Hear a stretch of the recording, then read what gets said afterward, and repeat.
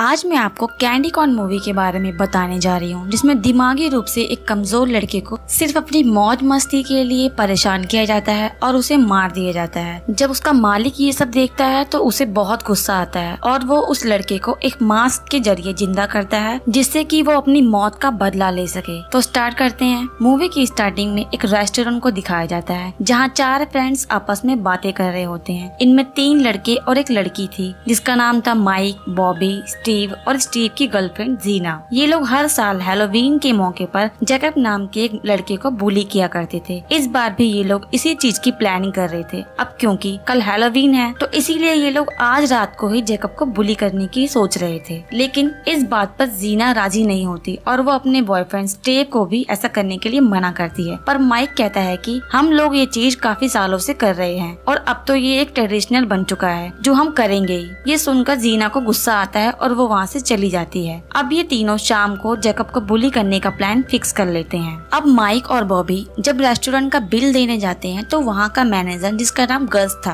उनसे हैलोवीन की प्लानिंग के बारे में पूछता है कि वो लोग इसे किस तरह से एंजॉय करेंगे। तभी माइक बातों ही बातों में जैकब को बुली करने वाली बात गज को बता देता है। गज भी उनके साथ चलने के लिए कहता है, क्योंकि उसे भी किसी को बुली करने का मजा उठाना था। पर माइक पहले तो मना कर देता है, लेकिन गज के बार बार कहने पर वो मान जाता है, क्योंकि उसे तो सिर्फ बुली करने से मतलब था। जितना ज्यादा लोग उतना ज्यादा टॉर्चर और उतना ही ज्यादा मजा। अब जैकब नाम के उस लड़के को दिखाया जाता है जो दिमागी रूप से कमजोर था। उसकी सोचने समझने की शक्ति भी कम थी। वो शहर से दूर रहता था और हमेशा कैंडी बास्केट में कैंडी कॉर्न लेकर घूमता था, क्योंकि उसे कैंडी कॉर्न खाना बहुत पसंद था। अब जैकब अपने कैंडी बास्केट को लेकर साइकिल में टांग कर शहर की तरफ जाने लगता है। अब वो उस हैलोवीन वाली जगह पर जाता है, क्योंकि वहाँ वो उस कार्निवल में वर्कर की तरह काम करता था। अब उस कार्निवल का मालिक लेस्टर वहाँ आता है और उसे समझाता है कि उसे टाइम पर अपने काम पर आना चाहिए और वो इस काम में नया है, तो इसलिए उसे शो में कुछ भी ऐसा नहीं करना जिससे उसकी बेइज्जती हो। इसके बाद वो जैकब को शो के रिहर्सल के लिए तैयार होने के लिए कहता है और खुद स्टेज पर चला जाता है। अब जैकब भी तैयार होकर स्टेज पर जा ही रहा होता है कि तभी वहाँ माइक और उसके फ्रेंड्स आ जाते हैं और जैकब को बुली करने लगते हैं। पर हर बार की तरह इस बार जैकब ये सब सहन नहीं करता और माइक को धक्का मार देता है। इसलिए अब वो सब मिलकर जैकब को मारने लगते हैं, जिससे जैकब मर जाता है। ये सब कुछ जीना दूर से देख रही होती है, जो स्टेव के साथ वहाँ पर आई थी। अब ये लोग वहाँ से भाग जाते हैं और घबराहट में होते हैं कि उनके मजे लेने के चक्कर में किसी की जान चली गई। पर इस बात का उन लोगों को कुछ खास पछतावा नहीं था, बल्कि वो लोग तो जैकब को ही इन सब बातों का जिम्मेदार ठहरा रहे थे कि हर बार की तरह इस बार भी अगर वो सब कुछ सह लेता तो उसके साथ ये सब नहीं होता। पर जीना ये सब देखकर बहुत डरी हुई थी। अब दूसरी तरफ उसका मालिक लेस्टर ये देखता है कि जैकब को किसी ने मार दिया है, तो ये देखकर उसे बहुत गुस्सा आता है। वो जैकब को उठाकर अंदर ले जाता है और उसके फेस पर एक मास्क लगाकर कुछ जादू करने लगता है, जिससे उसकी आत्मा उसके अंदर आ जाती है। वो फिर से जिंदा हो जाता है अपनी मौत का बदला लेने के लिए। दरअसल लेस्टर के कहने पर जैकब के शरीर में किसी बुरी आत्मा ने कब्जा कर लिया और वो ही अब उन सब लोगों से जैकब की मौत का बदला लेगा। उधर जीना पुलिस स्टेशन में रात को हुई घटना के बारे में बताने आती है। वहाँ शहर का शरीफ सैम को दिखाया जाता है, जो कि माइक का फादर है। सैम जीना की सारी बातें सुनता है और कहता है कि अब तक जैकब से जुड़ा हुआ कोई रिपोर्ट यहाँ नहीं आया है, फिर भी वो इस बात की छानबीन कर लेगा। इतना कहकर वो जीना को घर जाने के लिए कहता है और खुद जैकब के मालिक लेस्टर के पास जाकर उससे पूछताछ करने लगता है। लेस्टर कहता है कि जैकब ठीक है और मैंने उसे आराम करने के लिए घर भेज दिया है। इधर स्टीव जीना से मिलने आता है और बताता है कि माइक के फादर को जैकब के बारे में पता चल गया था। जब उन्होंने इस बात की छानबीन की तो पता चला कि जैकब अभी जिंदा है। ये सुनकर जीना थोड़ा शांत महसूस करती है और थोड़ा खुश भी हो जाती है और स्टीव को माफ भी कर देती है। अब गस को दिखाया जाता है, जो अपने बॉस को रात वाली घटना के बारे में बताता है कि उसने कितना मजा किया। इसके बाद जब वो वॉशरूम में जाता है तो वहाँ उसे जैकब का कैंडी बास्केट दिखाई देता है, जिसे देखकर वो कैंडी कॉर्न उठाकर खाने लगता है। तभी वहाँ जैकब आ जाता है और बहुत ही बेरहमी से उसके पेट को फाड़कर उसे मार देता है। इसके बाद स्टीव को दिखाया जाता है, जिसका शहर में एक थिएटर था। वो और जीना दोनों बैठकर एक साथ बातें कर रहे होते हैं। तभी वहाँ एक लड़का आकर गस की मौत के बारे में इन्हें बताता है। उधर सैम सारे ऑफिसर्स के साथ वहाँ पहुँचता है। इस तरह की भयानक मौत देखकर सैम भी बहुत हैरान रह जाता है। छानबीन के दौरान उसे वहाँ बहुत सारे कैंडी कॉर्न पड़े हुए दिखते हैं। रेस्टोरेंट के मालिक से तहकीकात में सैम को ये पता चलता है कि पिछली रात जैकब के साथ हुई घटना में गस भी शामिल था। ये सुनकर सैम को लगता है कि कहीं न कहीं इन सब में जैकब का हाथ है। और इधर स्टेव और जीना बॉबी के घर जाते हैं और उसे गज की मौत के बारे में बताते हैं और इन दोनों को भी यही लगता है कि ये सब जैकब ने किया है। पर वहाँ माइक आ जाता है और कहता है कि जैकब में इतनी हिम्मत नहीं कि वो किसी को मार सके, ये नामुमकिन है, गज को उसके किसी दुश्मन ने मारा होगा। और ये सब कहकर वो वहाँ से चला जाता है। बॉबी को भी यही लगता है कि माइक ठीक कह रहा है और स्टेव और जीना भी इस बात को मान लेते हैं और वहाँ से चले जाते हैं। अब थोड़ी देर बाद बॉबी को घर में किसी की आवाज सुनाई देती है और जब वो वहाँ जाता है तो उसे भी कैंडी बास्केट दिखाई देता है और इतने में ही जैकब उस पर हमला करके उसकी रीढ़ की हड्डी निकाल लेता है और उसे मार देता है। अब उधर सैम और उसके ऑफिसर्स फिर से लेस्टर के पास पूछताछ के लिए जाते हैं, लेकिन लेस्टर भी उन्हें फिर से वही जवाब देता है कि उसने जैकब को आराम करने के लिए घर भेज दिया है, जो उसने पहले जवाब दिया था। इतने में ही एक ऑफिसर वहाँ आकर सैम को बॉबी की मौत के बारे में बताता है। अब ये लोग बॉबी के घर जाते हैं, वहाँ बॉबी की डेड बॉडी को देखते हैं और साथ में इन्हें ढेर सारे कैंडी कॉर्न बिखरे हुए दिखाई देते हैं। ये देखकर अब सैम ऑफिसर्स के साथ जैकब के घर जाता है, जहाँ उन्हें जैकब के बेड के नीचे सड़ा गला डेड बॉडी पड़ा हुआ दिखाई देता है, जो कि जैकब की मदर का था। पर इन सारे मर्डर से इस डेड बॉडी का कोई लेना देना नहीं था। दरअसल बात ये थी कि शायद जैकब को अपनी मदर से बहुत ज्यादा लगाव था, इसलिए उसने उन्हें अपने पास रखने के लिए यहाँ रखा हुआ था। लेकिन अब ये सब देखकर सैम को पूरा विश्वास हो जाता है कि ये सब जैकब कर रहा है, इसलिए वो अब जैकब को पकड़ने के लिए शहर में कर्फ्यू लगा देता है। इस वजह से शहर में होने वाले सारे पार्टी कार्निवल सब कैंसिल हो जाते हैं। वो अपने बेटे माइक को घर में रहने के लिए कहता है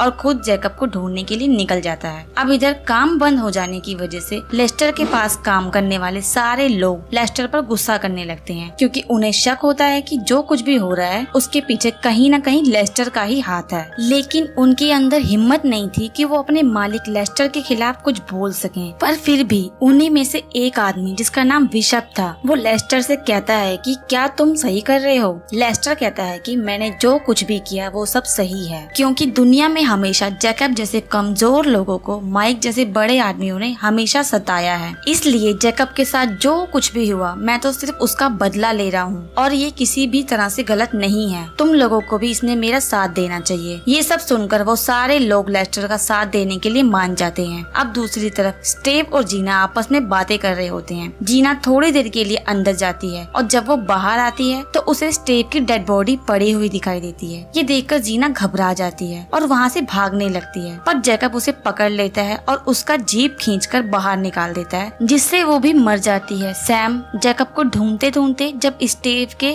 थिएटर के पास से गुजर रहा होता है तो वो दोनों ठीक हैं कि नहीं ये चेक करने के लिए वो थिएटर के अंदर चला जाता है, पर वहाँ उसे उन दोनों की डेड बॉडी दिखाई देती है। अब सैम समझ जाता है कि शायद अगला नंबर अब माइक का है, इसलिए वो माइक को फोन करके सारी बातें बताता है कि तुम्हारे सारे फ्रेंड्स मारे जा चुके हैं, तुम घर में रहकर अपना ध्यान रखो। पर ये सब सुनकर माइक गुस्से में आकर जैकब को सबक सिखाने के लिए वहाँ से निकल जाता है और जब वो कार्निवल में पहुंचकर जैकब को ढूंढने लगता है तो लेस्टर का एक आदमी उसके सिर पर मारकर उसे बेहोश कर देता है। और उधर सैम माइक को देखने घर में आता है कि वो ठीक है कि नहीं, लेकिन वहाँ उसे लेस्टर पहले से ही बैठा हुआ दिखाई देता है। वो लेस्टर को गन दिखाकर पूछता है कि माइक कहाँ है, पर इतने में ही बिशप सैम के सर पर मारकर उसे बेहोश कर देता है और लेस्टर एक छोटे से चाकू से सैम की गर्दन को मारकर उसे काटकर उसके शरीर से अलग कर देता है। अब उधर माइक को जब होश आता है तो उसे दूर से सैम की गाड़ी आते हुए दिखाई देती है, जिसे देखकर वो बहुत खुश हो जाता है कि उसके फादर आ रहे हैं, वो अब उसे बचाकर ले जाएंगे। पर जब उसे गाड़ी पर रखा हुआ अपने फादर का कटा हुआ सर दिखाई देता है तो वो बहुत हताश हो जाता है और रोने लगता है। अब वहाँ जैकब आ जाता है। वो माइक को मारकर सबसे पहले उसके दोनों हाथ को तोड़कर फेंक देता है, उसके बाद उसके सारे दांत एक एक करके तोड़कर उसे भी बुरी तरह से मार देता है। अब एक नई जगह का सीन दिखाया जाता है जहाँ लेस्टर अपने शो के परफॉर्मेंस के लिए गया था। वहाँ वो एक लड़की को माइक के दांतों से बना हुआ नेकलेस बेचने के लिए जैकब की कहानी बता रहा था, पर वो लड़की इन सब बातों पर विश्वास नहीं करती। तो लेस्टर कहता है कि इस दुनिया में कुछ लोगों को सबक सिखाने के लिए वो ये सब करता है, जब तक उन्हें सबक ना सिखाया जाए वो ऐसे ही कमजोर लोगों पर जुल्म करते रहेंगे। फिर अब लेस्टर को दिखाया जाता है जो अपने घर में वही मास्क लगाए हुए अपना फेवरेट कैंडी कॉर्न खा रहा था, और इसी सीन के साथ ये मूवी यहीं एंड हो जाती है। अब आप हमें कमेंट बॉक्स में जरूर बताइए कि ये मूवी आपको कैसी लगी। Thanks for watching.